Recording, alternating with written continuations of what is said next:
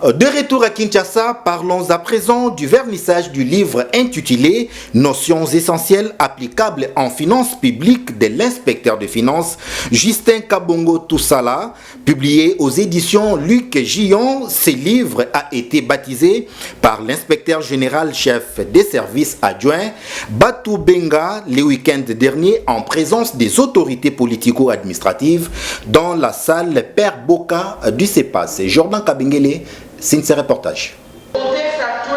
Ce livre de l'inspecteur de finances Justin Kabongo Toussala, intitulé « Notions essentielles applicables en finances publiques », a connu son vernissage en séjour dans la salle Père Boka du CEPAS devant plusieurs autorités politico-administratives et scientifiques.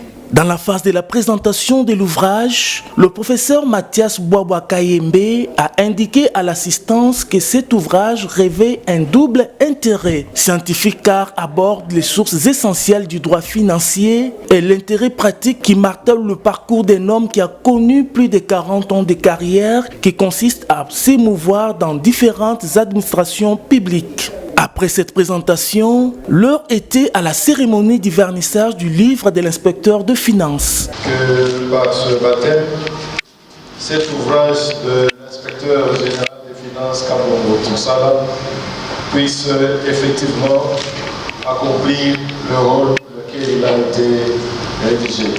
Félicitations, inspecteur général des finances Kabongo.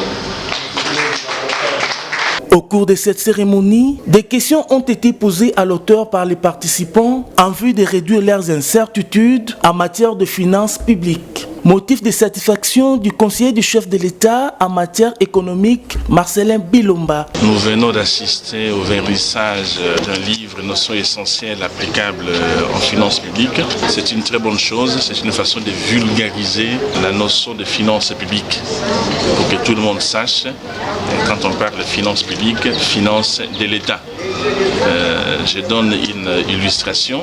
Imaginez dans une famille, le père de famille a une rémunération à la fin du mois, n'est-ce pas? Parce qu'il travaille. Et avec cette rémunération, le père de famille n'arrive pas à nouer les deux bouts du mois, n'arrive pas à envoyer les enfants à l'école, n'arrive pas à satisfaire aux besoins de la maison. Donc on peut dire que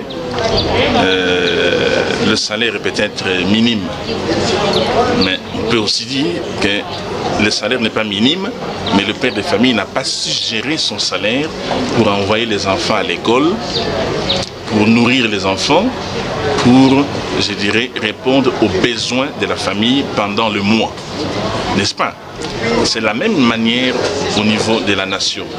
Les finances publiques, c'est-à-dire que l'État congolais étant une personne morale, l'État congolais représentant les intérêts de l'ensemble des Congolais, nous devrions savoir comment est-ce que l'État congolais gère les finances qui sont les finances du pays.